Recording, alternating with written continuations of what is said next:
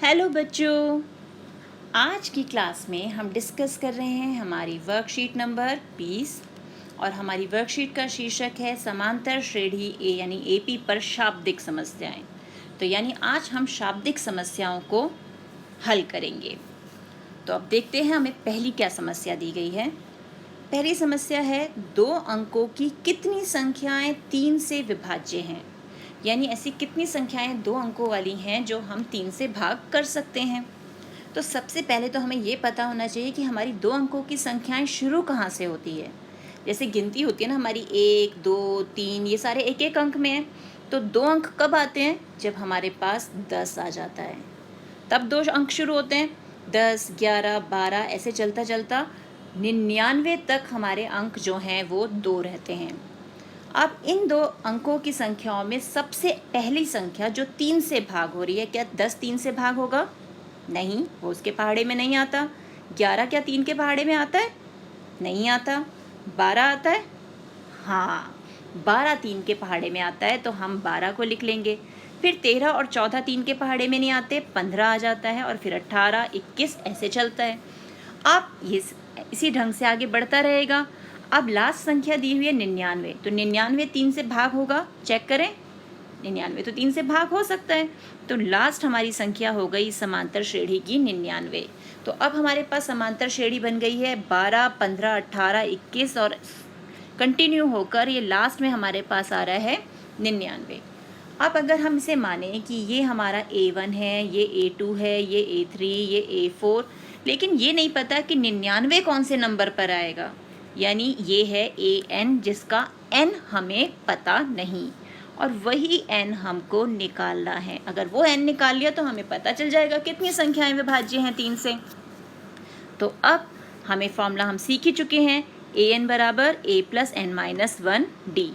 तो an की जगह हमने 99 रखा, a की जगह 12, और n तो अभी पता नहीं, और d 3 है क्योंकि 15 माइनस 12 3 होता है। इसको जब हमने हल किया तो हमारे पास n आ गया 30, यानी 2 अंकों की 30 संख्याएं ऐसी हैं जो 3 से विभाज्य है, यानी 3 से पूरी भाग हो जाती हैं। देख रहे हैं कितना आसान है। अब चलते हैं हम आगे के प्रश्न पर। आगे हमें क्या प्रश्न दिए गए हैं? अब आगे यहाँ पर दिया गया है, यदि एक फुलवारी में पहली पंक्ति में 23 सूरजमुखी के पौधे हैं और प्रत्येक आगामी पंक्ति में 2 पौधे कम होते जाते हैं, यानी पहले 23 थे, फिर 2 कम हो गए यानी 21 रह गए, फिर 2 और कम हो गए यानी 19 रह गए, तो फूलों की 10वीं पंक्ति में सूरजमुखी के पौधों की संख्या ज्ञात कीजिए। कि इसी तरह अगर हम 2-2 कम करते जाएं तो 10वीं पंक्ति में कितने पौधे होंगे। तो पहली पंक्ति 23 फूल, दूसरी में 21, फिर 19, फिर 2 कम हो जाएंगे, फिर 2 कम हो जाएंगे, और 10वीं पंक्ति जो है वो an यानी A10 हमें निकालना है, क्योंकि n तो पता है 10वीं पंक्ति है, लेकिन उसका मान क्या है, उसका मूल्य क्या है, उसमें कितने पौधे हैं, ये हमें नहीं पता। तो हम A10 यहाँ पर निकालेंगे। तो अब फॉर्मूला हमें पता ही है, A हमें पता है, पहला पद हमारा 23 है, और सारवंतर 21 घटा 23, यानी 21 घटा 23 कितना आ जाएगा? -2, क्योंकि कम हो रहे हैं इसलिए सारवंतर हमारा ऋणात्मक यानी नेगेटिव हो जाएगा। तो कॉमन डिफरेंस सारवंतर आ गया -2, और n यानी 10वीं पंक्ति, और उसी का हमें मान निकालना है, A10 का हमें मान निकालना है। तो अब हम A10 का मान निकालें। a की जगह 23 रख दिया, n की जगह 10, और फिर इसे हमने सॉल्व किया तो हमारे पास A10 जो है वो आ गया 5। तो फूलों की 10वीं पंक्ति में सूरजमुखी के 5 पौधे रह जाएंगे। ठीक है, अब आते हैं उदाहरण 2 पर। एक त्रिभुज के कोण AP में हैं, वह सबसे बड़ा सबसे छोटे कोण का दुगुना है। त्रिभुज के सभी कोण ज्ञात कीजिए। अब हम यहाँ पर एक एक करके लाइन को, जो लाइन्स हमें दी गई हैं क्वेश्चन में, उनको नंबर्स में चेंज करते हैं। अब त्रिभुज के कोण है तो त्रिभुज मान लेते हैं ABC है, जिसमें कोण ABC है। A सबसे छोटा कोण है, B उससे बड़ा, और C तो सबसे बड़ा कोण है। और क्योंकि ये AP में है तो अगर पहला कोण A है तो दूसरा A+D हो जाएगा, ये तो हमें पता है ना। और तीसरा a प्लस 2d हो जाएगा। अब क्योंकि त्रिभुज के सभी कोणों का योग कितना होता है, कितना होता है त्रिभुज के कोणों का योग 180 डिग्री, यानी कोण a जमा b जमा c जो है वो हो गया 180 डिग्री। अब हम a की जगह मान रख दें ये a, b की जगह रख दें a प्लस d और c की जगह रख दें a प्लस 2d। तो हमने ये वैल्यूज़ रख दी और जब इसे हल किया तो हमारे पास आया 3a जमा 3d बराबर 180। अब इसमें से 3 कॉमन निकालें तो अंदर बचा a प्लस डी और यहाँ आ गया 180 डिग्री, यानी a प्लस डी जो है ये 3 चला जाएगा भाग में 180/3 और इसे हल करेंगे तो a प्लस डी आ गया 60 डिग्री के बराबर। ये तो हमारी पहली लाइन से हमने एक समीकरण बना ली। अब दूसरी कंडीशन दी है कि सबसे बड़ा कोण जो है सबसे छोटे कोण का दुगना है। सबसे बड़ा कौन है हमारा c है, सबसे छोटा है a, यानी जो c है वो a का 2 गुना है ना। और c हमारा कितना है a प्लस 2d और 2 गुना a कितना है वो तो हमने a के बराबर ही लिया है, स्मॉल a है। अब 2d को हमने यहाँ छोड़ा और a को हम ले गए यहाँ पर माइनस का बना के, तो हमारे पास उत्तर आया 2d बराबर a। अब हम क्या करेंगे, जो हमारी समीकरण मिली है ना a प्लस डी बराबर 60, इसमें a की जगह हम मान रख दिया हमने 2d, तो 2d प्लस डी बराबर 60 डिग्री, ये हो गया 3d और d का मान आ गया 20। और अब जब हमें d मिल गया तो हम तो ये निकाल सकते हैं, तो a बराबर 2d, a आ गया 40 डिग्री। तो सबसे छोटा कोण यानी कोण a हो गया 40 डिग्री का और इनका सार्वंतर कितना है, हमारा सार्वंतर है 20 डिग्री का, d 20 है ना, तो 40 में 20 जोड़े तो कोण b मिल गया, 60 में 20 जोड़े तो कोण c मिल गया, यानी 80 डिग्री। तो अतः त्रिभुज के तीनों कोणों का माप 40 डिग्री, 60 डिग्री और 80 डिग्री है। तो इस ढंग से हम शाब्दिक प्रश्नों को समीकरण के रूप में बदल के हल कर सकते हैं। अब देखते हैं हमें क्या प्रश्न दिए गए हैं। अब हमें प्रयास करना है कि क्या प्रश्न है। तो पहला प्रश्न देखते हैं। राम ने साल के पहले सप्ताह में 5 रुपए की बचत की और फिर साप्ताहिक बचत में 1.75 रुपए की वृद्धि की। अगर nth सप्ताह में उसकी साप्ताहिक बचत 20 रुपये 75 पैसे हो जाती है तो n ज्ञात कीजिए। अब शुरुआत की उसने 5 रुपये से और हर हफ्ते वो 1 रुपया 75 पैसे और बढ़ाता गया, वृद्धि की यानी बढ़ाता गया। तो एक समय ऐसा आया जब उसकी जो साप्ताहिक बचत थी वो 20 रुपये 75 पैसे हो गई। हमें ये बताना है वो कौन से सप्ताह में जाकर उसकी ये बचत 20 रुपये 75 पैसे हो गई। तो इसे हल करते हैं हम। तो अब हमें जो जो जानकारी दी गई है उसको हम नंबर्स के फॉर्म में चेंज करते जाते हैं।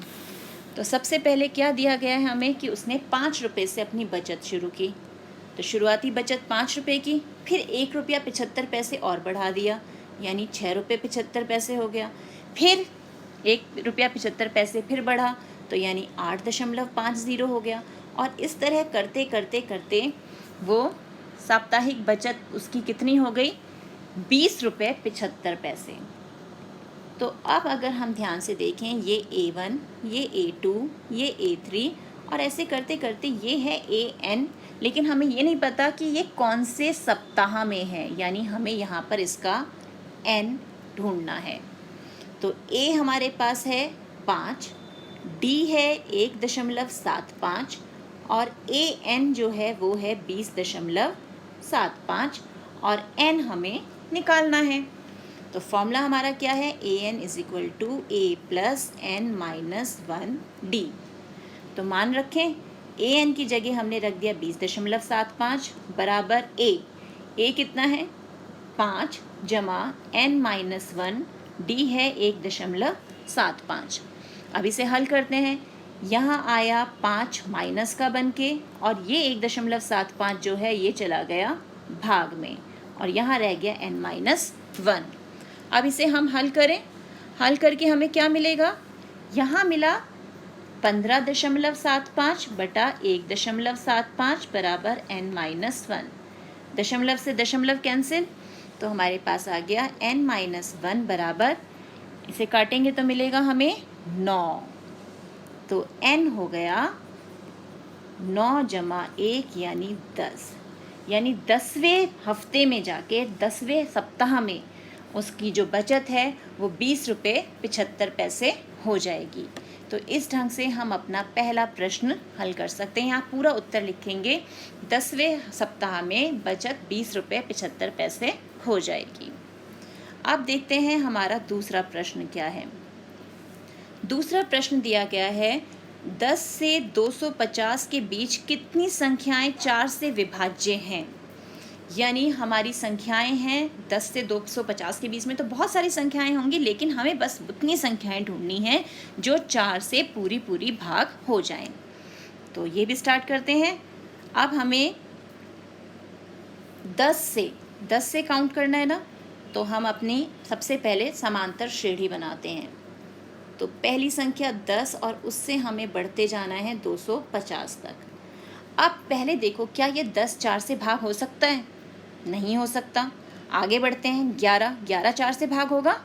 उसके पहाड़े में आता है? नहीं आता। तो पहली संख्या मिली हमें 12 जो 4 के पहाड़े में आती है, फिर होगा 16, फिर 20 और ऐसे करते जाएंगे। अब लास्ट नंबर है 250। 250 क्या 4 से भाग हो सकता है? नहीं हो सकता। तो यहाँ हम उल्टा चलेंगे। अब यहाँ आ गए 249 पे। 249 क्या 4 से भाग होगा? वो भी नहीं होगा। तो हमें मिलता है 248 जो 4 से भाग हो सकता है। अब फिर वही कि ये A1, ये A2, ये A3 और ऐसे करते करते ये हो गया AN, लेकिन N हमें पता नहीं कि ये कौन से नंबर पे है। मान तो पता है, लेकिन कौन से पद पर है ये हमें नहीं पता। तो उसे पता कर लेते हैं हम। हमारा फॉर्मूला है AN बराबर A प्लस N-1D। AN हमें 248 दिया हुआ है। A यानी प्रथम पद 12 प्लस N-1D, D यानी 16 माइनस 12 4। अब इसे हल करें, 248 माइनस का 12 और 4 आ गया नीचे भाग में बराबर N-1। अब इसे हल किया तो हमारे पास क्या आएगा? N-1 बराबर कितना होगा? 236/4, यानी N-1 बराबर 59, यही आएगा ना। और N हो गया 59 जमा 1 यानी 60। तो ऐसी 60 संख्याएं हैं 10 से 250 के बीच में जो 4 से विभाज्य है, यानी 4 से भाग हो सकती हैं। है ना आसान ये भी। अब देखते हैं बेटा हमारा लास्ट प्रश्न। लास्ट क्या है? हमें ये प्रश्न दिया गया है, किसी चतुर्भुज में के चारों कोण AP में हैं जिनका सार्व अंतर यानी D जो है 10 डिग्री है, कोणों का मान ज्ञात कीजिए। तो जैसे हमने त्रिभुज वाला प्रश्न हल किया था ना उदाहरण, उसी ढंग से हम चतुर्भुज का करेंगे। बस अंतर क्या होगा, वहाँ त्रिभुज के तीनों कोणों का योग कितना था? 180 डिग्री। अब हम क्योंकि चतुर्भुज की बात कर रहे हैं तो 4 कोण और उनका योग कितना होता है? जल्दी बताइए। उनका योग 360 डिग्री। शाबाश। तो अब उसी कॉन्सेप्ट को यूज़ करके हम ये प्रश्न 3 भी हल कर देते हैं। अब हमें 4 कोण दिए हुए हैं तो हम 4 कोण मान लेते हैं, कोण A, B, C और कोण D। और क्योंकि वो AP में है तो पहला तो हो गया A, दूसरा हो गया A प्लस D, फिर आ गया A प्लस 2D और चौथा जो कोण है वो है हमारा A प्लस 3D।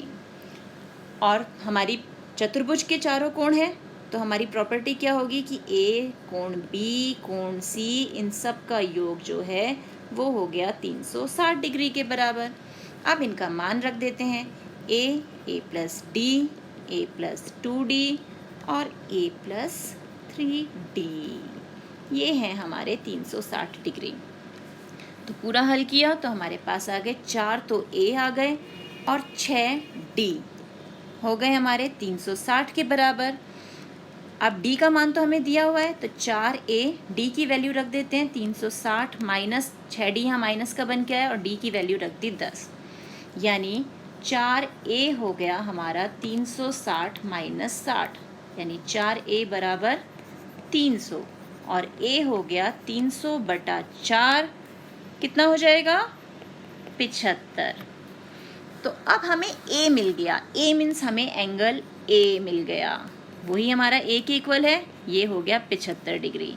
B इनका सार्वंतर कितना है? 10 डिग्री का है। तो बी 75 में 10 जोड़े 85। कोण सी 85 में 10 जोड़े 95। और कोण डी 95 में 10 जोड़ दिए तो 100 कितना आ जाएगा? कितना आएगा जल्दी बताओ? 105 डिग्री। तो इस ढंग से हम ये प्रश्न भी आराम से हल कर सकते हैं। तो कोई भी शाब्दिक प्रश्न अगर हमें दिया जाए, पहले उसको देखना है हमें उसमें इंफॉर्मेशन क्या दी गई है, हमें निकालना क्या है और हम समीकरण के रूप में उसे कैसे बदल सकते हैं। तो इस तरह के प्रश्नों का अभ्यास कीजिए। मिलते हैं एक और वीडियो में। तब तक keep practising and enjoy maths.